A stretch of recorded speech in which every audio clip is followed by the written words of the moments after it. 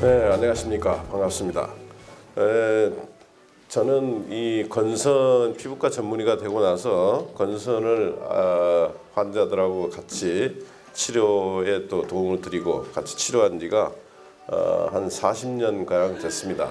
그래서 이 중에 혹시 제 환자도 있을지 모르겠습니다만은 뭐 그거하고 관계없이 제가 그동안에 건선에 대해서 또 알고 있고 또 여러분들이 알아서 치료에 도움이 될 만한 지식이 됐으면 좋겠습니다.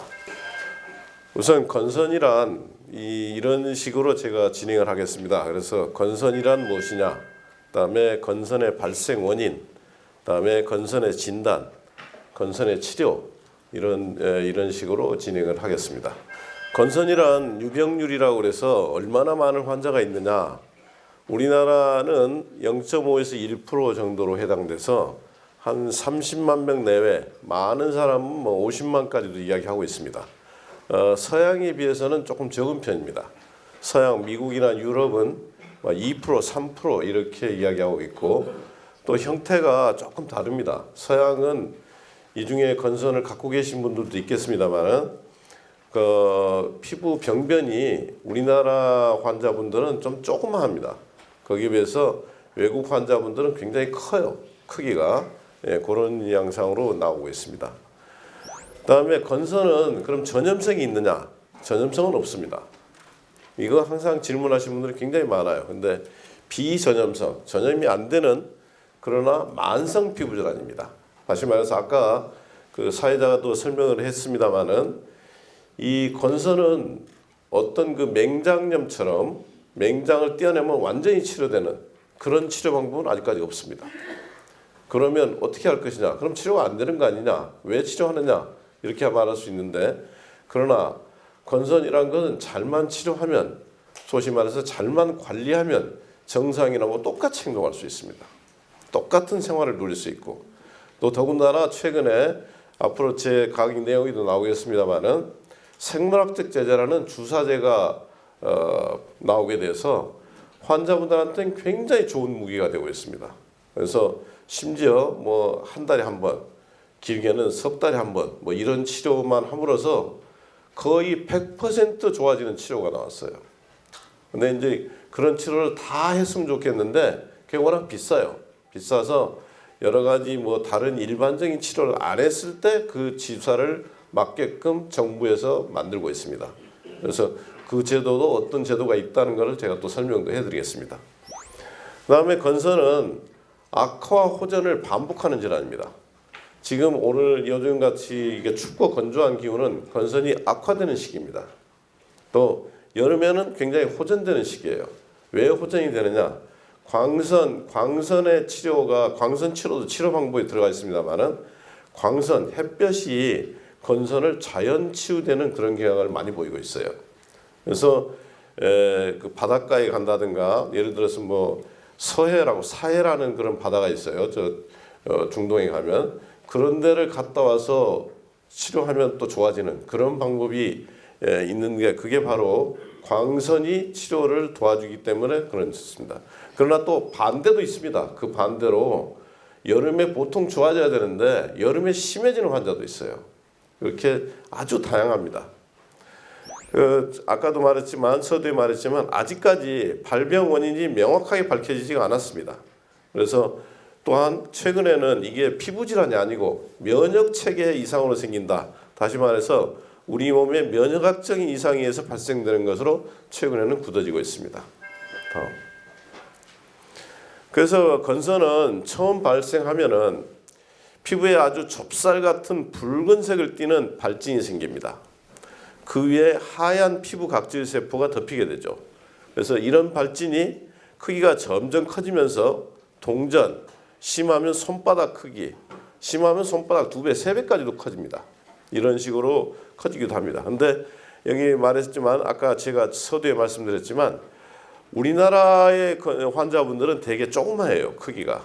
그런데 외국에 갈수록 더 커집니다. 그래서 아마도 이거는 어떤 그 인종적인 문제가 있지 않겠느냐 이런 것만 했지 이 우리나라 사람과 외국 사람하고 비교했을 때 특별한 차이점을 아직 못 찾았어요. 그래서 건선이 생기는 부위를 이렇게 보면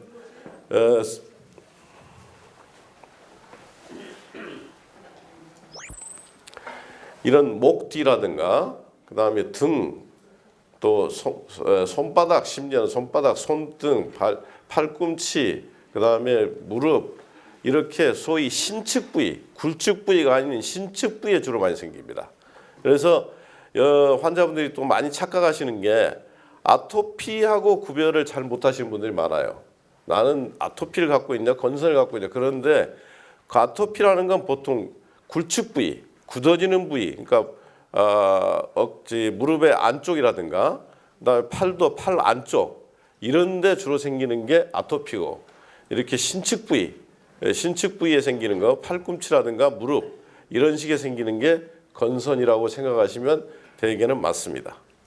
그래서 건선 모양을 이렇게 이제 현미경적으로 보면은 건선이 피부가 이렇게 두꺼워지는 것을 알 수 있죠. 일반 피부에 비해서.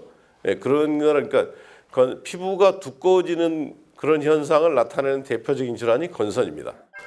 그래서 건선의 임상 형태별 분류를 보면 판상건선, 농포선 건선, 관찰 부위 건선, 물방울 모양 건선, 홍피선 건선 이런 식으로 나누기도 합니다.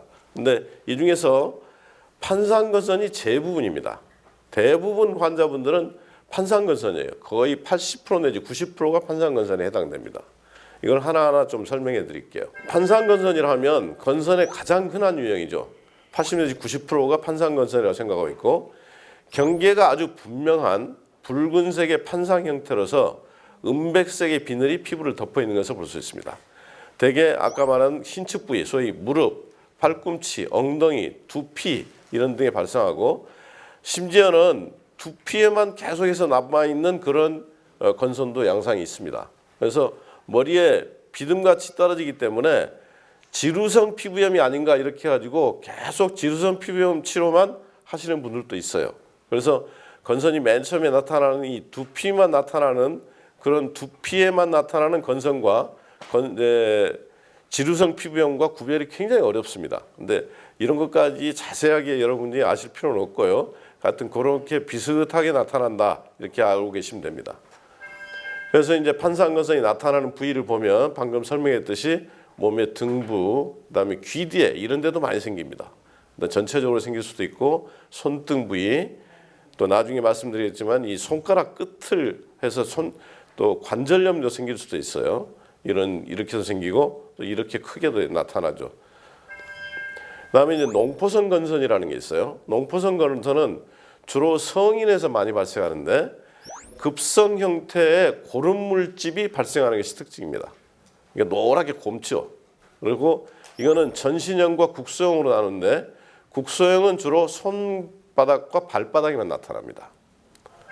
그래서 모양을 보면 이렇게 아주 조그만 이제 농포 주름 주머니가 이렇게 온몸에 다 생기는 거고요. 이렇게 양세고 발가락에다 등이 생기고 이렇게 물집 모양으로 생깁니다. 그 다음에 관찰 부위 건선이라는 거 있습니다. 관찰 부위라는 건 피부가 맞닿는 부위를 관찰 부위라고 그러죠. 그래서 겨드랑이, 가슴 밑부분, 엉덩이의 피부 주름 등이 겹치는 부위에 반발합니다. 이게 처음에는 좀 붉고 각질이 별로 없이 나타납니다. 그렇지만 문지르거나 땀 흘림으로 자극받을 수 있습니다.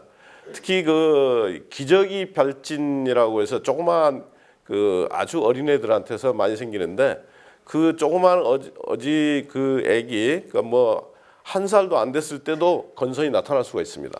그래서 기저귀 발진염으로 그냥 무심코 치료하는 경우가 가끔 있습니다. 기저귀 발진, 소위 관찰 부위 건선인데도 불구하고 그건 좀 드문 거기 때문에 환자분들이 여기까지 뭐 다 이해하실 필요는 없습니다.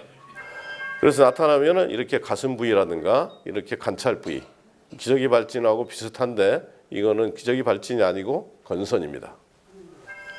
물방울 모양 건선이라는 게 있는데 이 물방울 모양이 물방울 같다 그래서 물방울 모양 건선이라고 합니다. 그래서 이거는 되게 어린이와 청년기에서 흔히 발생합니다. 작은 물방울 모양의 붉은 반점이 몸 전체에 나타나죠. 대개 이 병은 이 편도선염, 요즘 같은 철에 이제 편도선염이 많이 나타나죠. 인후염 같은 이런 목감기, 상기도 감염 후에 흔히 발생합니다. 모양을 보면 이렇게 물방울 같이 아주 조그마한 물방울 같은 건선이 생기고요. 이렇게 손등에도 생길 수 있고 온몸에도 생길 수 있습니다. 그다음에 이제 홍피성 건선이라고 했는데 홍피성 건선은 이 형태 중에서 제일 심각한 건선이라고 볼 수 있습니다. 이 홍피성 건선과 농포성 건선이 전체 부위에 생겼을 때를 굉장히 심각한 건선이에요. 이때 건선은 건선이 건선 때문에 생명의 위협을 받지는 않습니다만은 굉장히 위험한 상태에 도달합니다. 이 두 형태는. 그래서 이 홍포성 건선을 보면 붉은 피부가 특징으로 피부에 박리가 되고 심한 가려움. 건선은 대부분 가렵지는 않아요, 사실은. 건선이 가렵다는 것은 그 건선 증상이 지금 최근에 악화되고 있다는 그런 현상을 나타내기도 해요.